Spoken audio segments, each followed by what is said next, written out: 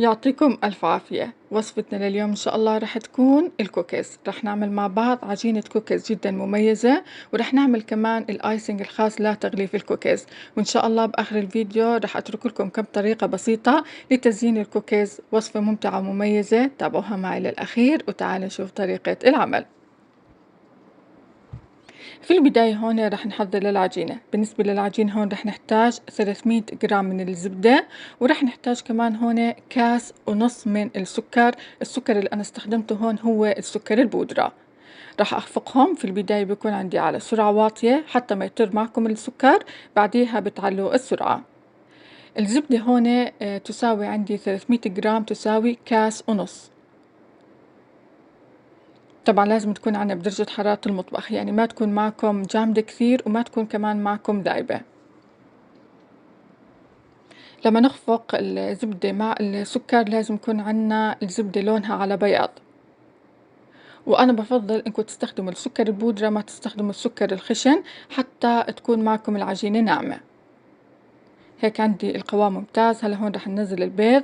رح نحتاج حبة بيضات، طبعا لازم تكون عنا كبيرة. وأكيد مع البيض هون رح أحط الفانيلا البودرة. في حال كان عندكم البيض صغير بتحطوا حبتين صغار من البيض. بنزل الأطراف وبرجع بخفقها. رح أحكي ملاحظة مهمة بالنسبة لعجينة الكوكيز. في حال كانت تحسوها ناشفة معكم أو الكوكيز يطلع معكم شوي ناشف، بتحطوا مع البيضة صفار بيض. صفار البيض هو بيعطي دائما هشاشة للعجينة. هلا هون رح نحضر للطحين. بالنسبة للطحين هون رح نحتاج 3 كاسات ونص من الطحين. حجم الكاس اللي أنا استخدمته بالوصفة يساوي عندي 260 مل.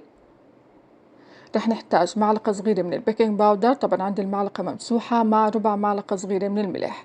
رح أنخلهم، ولازم ننخل الطحين وناخذ نتيجة طبعا أحسن.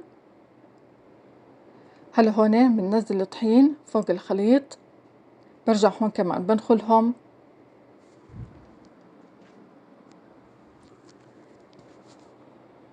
بعديها هون رح في البداية طبعا رح أستخدم الخلاط. أول ما تتجانس عندي كل المكونات راح ألمهم في إيدي. ملاحظة كثير مهمة بالنسبة لعجينة الكوكيز، ما تعجنوها. إذا عجنتوها بيكون معكم الكوكيز ناشف وصلب. لازم العجينة إحنا نلمها لم. طبعا هاي العجينة أخذت مني كمان ربع كاس من الطحين.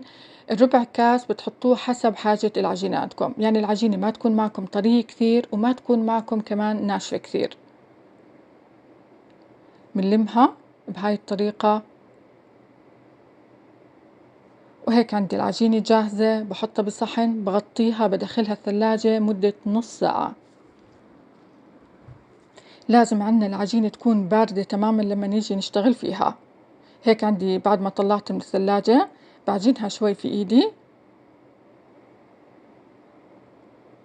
وبعديها هون راح افردها. راح استخدم ورق الزبدة. ورق الزبدة كثير بيساعدكم بالشغل. راح أحكي ملاحظة مهمة بالنسبة للعجين. طبعا هون أنا عملت مقدارين بالفيديو. كنت أشتغل في مقدار، بعد ما أخلص تقطيعه ألمه أدخله الثلاجة وأرجع أطلع المقدار الثاني. زي ما حكيت لكم عجينة الكوكيز لازم تكون معكم باردة لما تيجي تشتغلوا فيها، ما بتغلبكم. التقطيع برجع لكم الحجم اللي انتم بدكم اياه، بس انا بفضل انكم تستخدموا الحجم الوسط. بيطلع معكم حبات الكوكيز ناعمة. كل ما تيجي تلموا العجينة بتدخلوها الثلاجة شوي حتى تجمد معكم، وبعديها بتشكلوها. رح أحكي هون عن الخبز. بالنسبة للخبز رح يكون عنا على فرن درجة حرارته 180. طبعا أنا هون الحبات حطيتها على ورق الزبدة.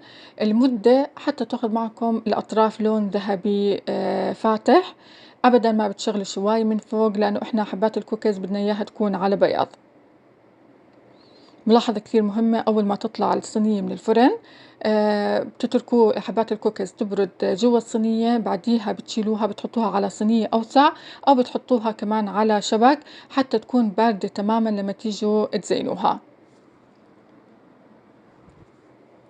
هيك عندي طبعًا المقدار الأخير يضل من العجينة، ما شاء الله العجينة جدًا رائعة، وزي ما حكيت لكم ملاحظة كثير مهمة، إذا حبيتوا عجينة الكوكيز تكون معاكم هشة زيادة بتحطوا مع البيضة صفار بيض.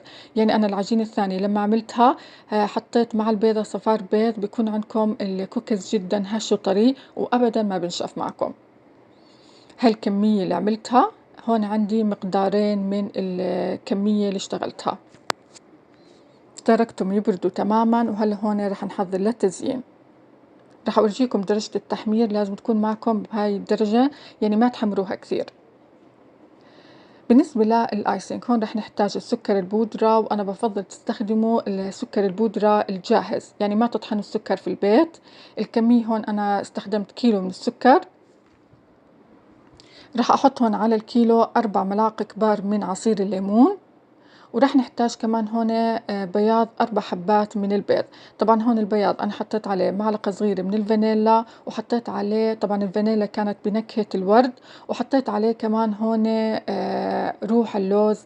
إذا عندكم نكهات بتكون أطيب إنكم تحطوها مع الآيسينج. طبعا هون كمان حطيت ربع معلقة صغيرة من الملح، وراح أخفقهم. مدة الخفق عندي راح تكون 7 دقائق. راح أحكي ملاحظة مهمة بالنسبة لبياض البيض، طبعا أنا استخدمته بالوصفة حتى تكون كل المكونات متوفرة عندكم في البيت، بس الأفضل والأحسن إنكم تستخدموا بودرة البيض. بودرة البيض يا أما بتطلبوها عن طريق النت، يا أما بتلاقوها في محلات بيع أدوات الكيك. بس زي ما حكيت لكم أنا استخدمت بياض البيض حتى تكون كل المكونات متوفرة عندكم في البيت.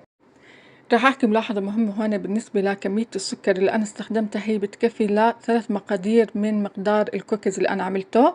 نص المقدار يساوي عنا 500 جرام سكر البودرة، بنحط عليها معلقتين كبار من عصير الليمون، وبنحتاج بياض بيضتين. بالنسبة لطريقة استخدام الآيسينج، طبعا بناخذ كمية بنحطها بصحن، وشغلة كثير مهمة لازم تغطوا الصحن لأنه هو بسرعة بينشف معكم. طبعا هون بكون معنا ثقيل بنرخيه بالمي. كمية المي اللي احنا بنحطها شوي شوي. انا هون كنت استخدم معلقة صغيرة، كنت احط كمية بسيطة واحرك حتى اخذ القوام اللي انا بدي اياه. كيف بتعرفوا القوام ممتاز؟ لما تيجي تعملوا خط بالوسط ويلتقي معكم الخطين بسرعة، بكون هيك عنا القوام ممتاز. راح أحكي بالنسبة للألوان، أنا استخدمت هون الجل. أنا بفضل تستخدموا الجل، ما تستخدموا الألوان السائلة. الألوان السائلة بحس في إلها نكهة وطعم، بس الجل أبدا ما بيكون إله نكهة. بننزل اللون اللي احنا بدنا إياه، وبنرجع كمان بنحط كمية المي اللي بيحتاجها معنا. راح أحكي كمان بالنسبة للآيسينج. الآيسينج اللي احنا بنستخدمه للتغليف بيكون شوي أرخى من الآيسينج اللي احنا بنعمله على شكل خطوط. هاي طبعا هيك عندي ممتاز. أنا اللون الأخضر راح أستخدمه للتغليف، والأفضل تستخدموا الكيس الحلواني، كثير بيساعدكم بالشغل. هاي الألوان اللي أنا راح أستخدمها. راح أحكي بالنسبة طبعا الكيس الحلواني لازم تفتحوه شوي صغيرة، يعني ما تكون معكم الفتحة كبيرة. بالنسبة لطريقة التزيين أكيد ذوق شخصي، بتزينوا أنتوا بالطريقة اللي أنتوا بتحبوها. راح أعمل هون قسم من حبات الكوكيز، طبعا راح أغلفها. لما تيجوا تحطوا التغليفة بتحركوها بعود الخشب حتى توزعوها على كل الأطراف. طبعا القسم اللي حطيت عليه التغليفة تركته على جنب حتى ينشف، بعديها حطيت الخطوط اللي أنا بدي إياها.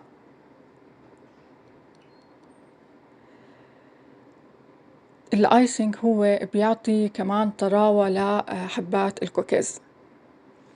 شغله كثير حلو وممتع، وطريقة التزيين كمان تبعيته بتزينوا، بتعمل فيها أشكال كثيرة.